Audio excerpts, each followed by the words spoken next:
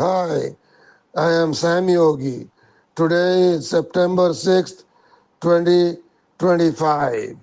Welcome to episode 42. A question was asked Krishnamurti: Is liberation a gradual process? In his response, he challenges the very idea of progress toward liberation. He explains that as long as we think in terms of time, comparison, and standards, we remain in conflict. True freedom does not lie at the end of effort, but in a mind that is fully awake in the present, free from choice and struggle. In this talk, Krishnamurti reveals why searching for liberation is itself a hindrance and how only in the immediacy of awareness does life flow freely. So, we shall discuss the second part of the answer to the question that was asked of Krishnamurti. We discussed the first part of the answer in episode 41, which was the previous episode, and we shall repeat the question so that we understand the context and continue with a little before the second part of the answer so that there is continuity. Question: As I live day by day, I don't feel I get much nearer to liberation. But looking back, say to the last camp, I feel that I have eliminated various unessentials and got nearer to an understanding of life. Is liberation a gradual thing? The second part of the answer given by Krishnamurti. Consistency is time, and you can only understand liberation when your mind is free of time, not if you are comparing what you did yesterday and are going to do tomorrow or today. It is still caught up in the idea of time. Time exists so long as there is incomplete understanding of action, which creates memory. Time exists so long as your action is not complete, either influenced externally or in imitation of a standard which creates conflict. Out of that memory, the mind gets identified, and hence the question: is liberation a gradual process? You know, it is like a man who is twisted his ankle. If you untwist it, then life feels freely, then life flows freely. Without pain, without subjective consciousness. Likewise, if your mind and heart are free from all hindrances that create conflict, pain, and struggle, then there is a flow of eternal life.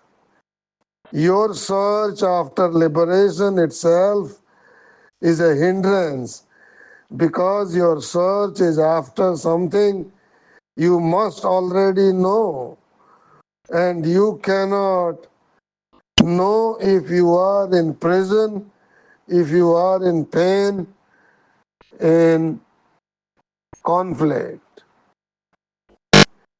So this is a complex sentence. Let's pause here and try to understand what K is saying. And then we shall continue.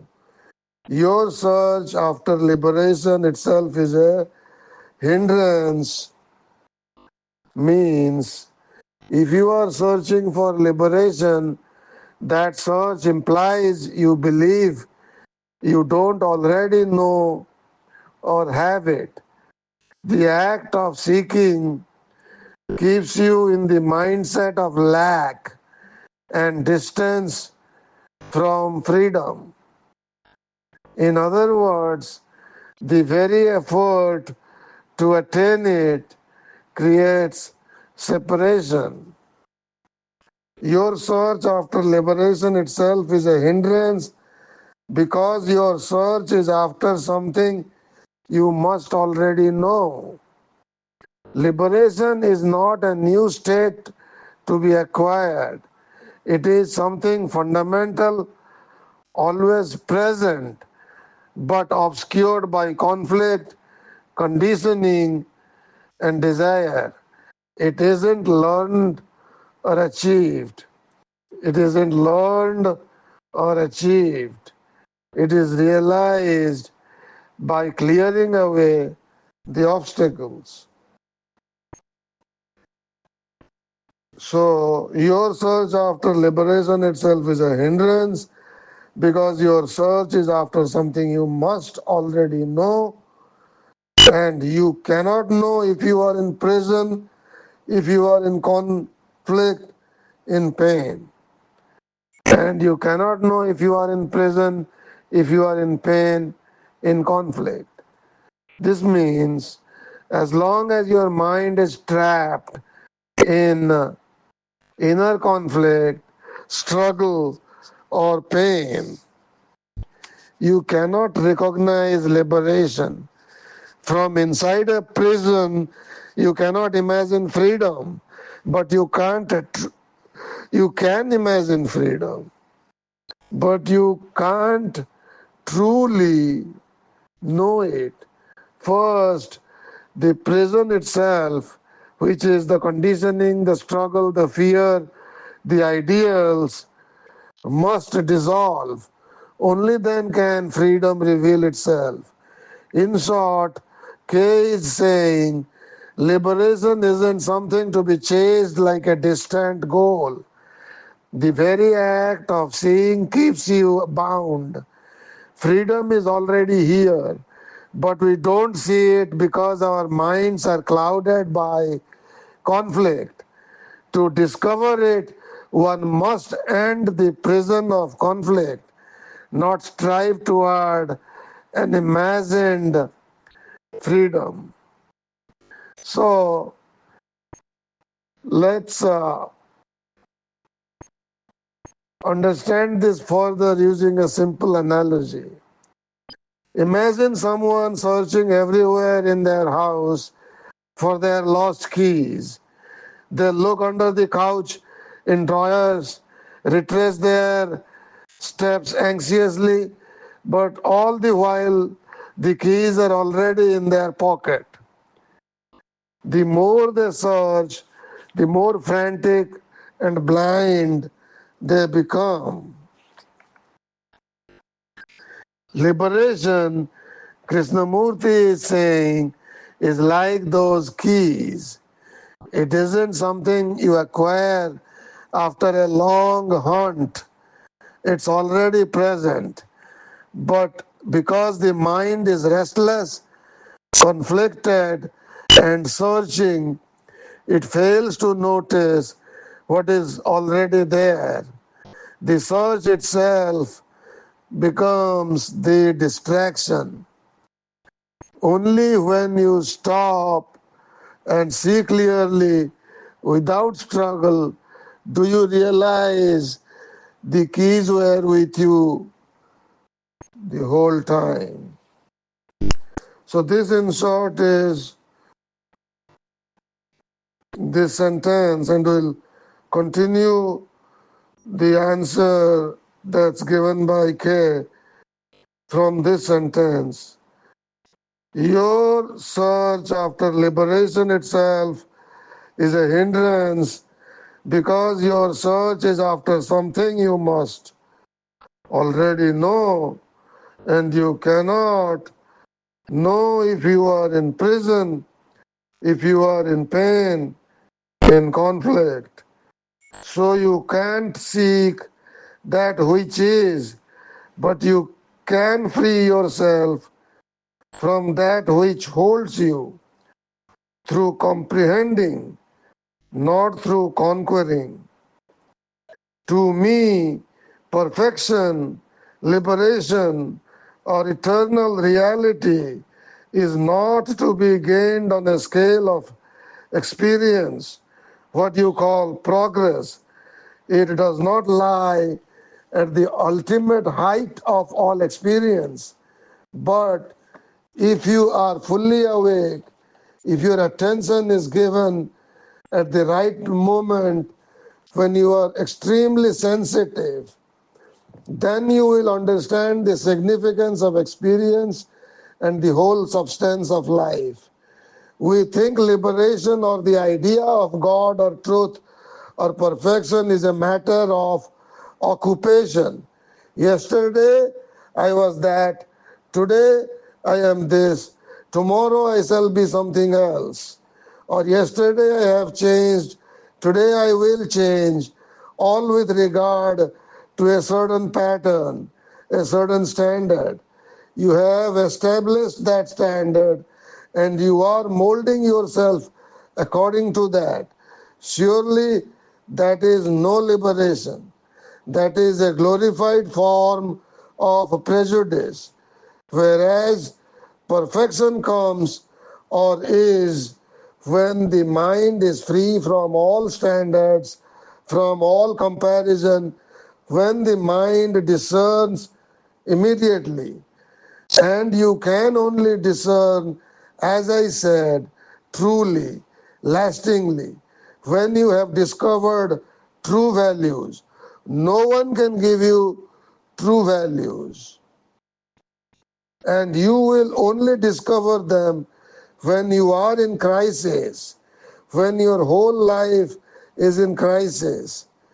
It is not necessary to strain after it, that is, have a crisis every second of the day until the mind is free from all crises, from all problems.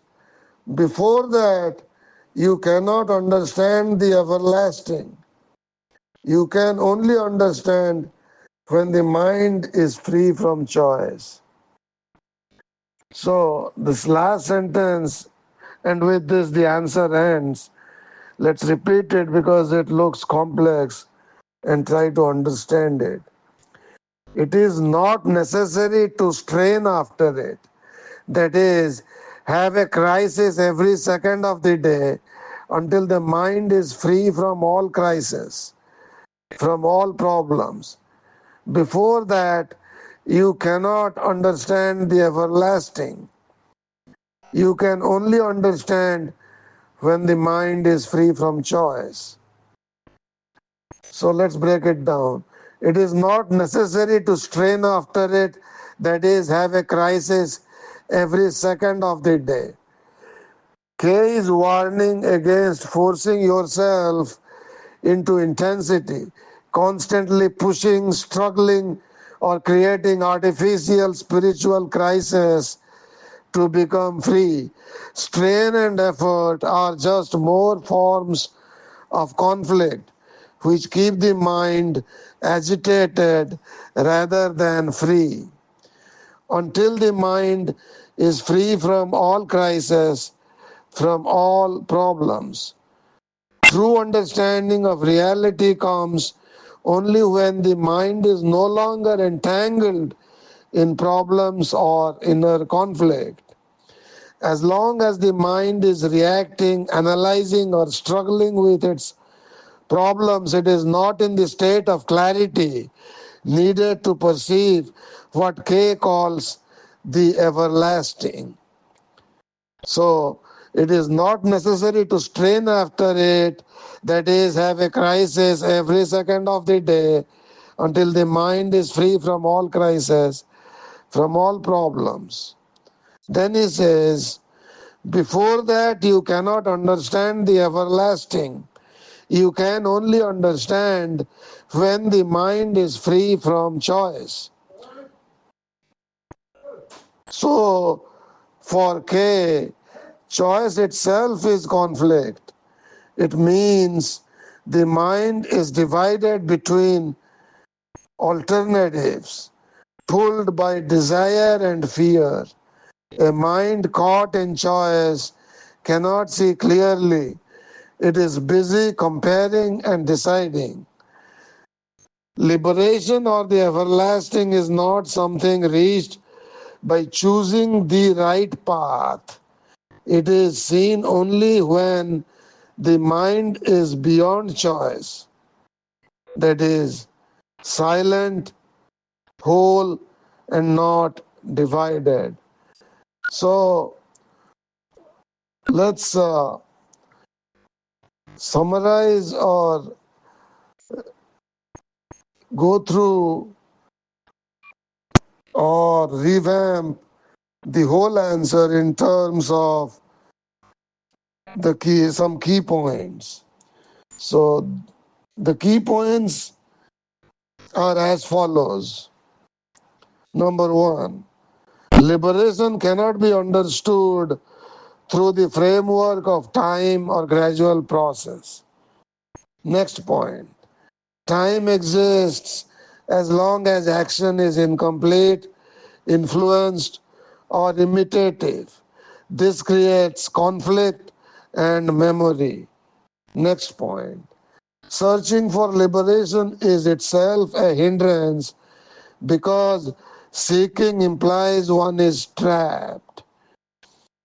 Next point, true freedom is not achieved by conquering but by comprehending and dissolving hindrances. Next point, liberation is not the result of comparison, progress, or adherence to a standard. Next point, liberation comes when the mind is fully awake, attentive, sensitive, and free from patterns. Next point, true values are discovered in moments of crisis, not given by others or imposed by ideals. Final point, the everlasting can only be understood when the mind is free from choice, comparison, and conflict. Conflict. So we come to the end of this podcast, which is all about why liberation and how liberation is beyond time, or why liberation is not a gradual process. So quickly, let's summarize the whole podcast.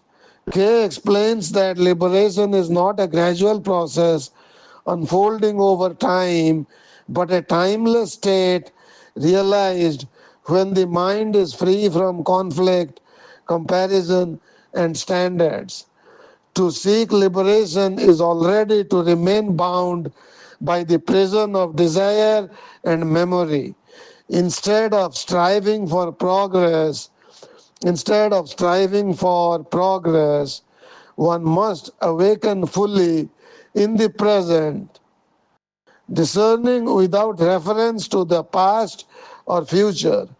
Liberation is discovered through deep comprehension and sensitivity, not through effort or conformity to ideals.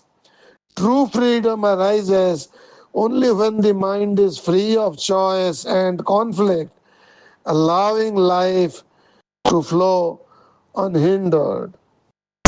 So, this and the previous episode are a little difficult to digest And if you did not understand anything, please listen to the last episode, which is episode 41, and to this one again until you understand. And if you understand the podcast, please pass it on to a friend or an acquaintance or someone who will be interested in Krishnamurti. We shall see you again. Thank you. You have a nice day.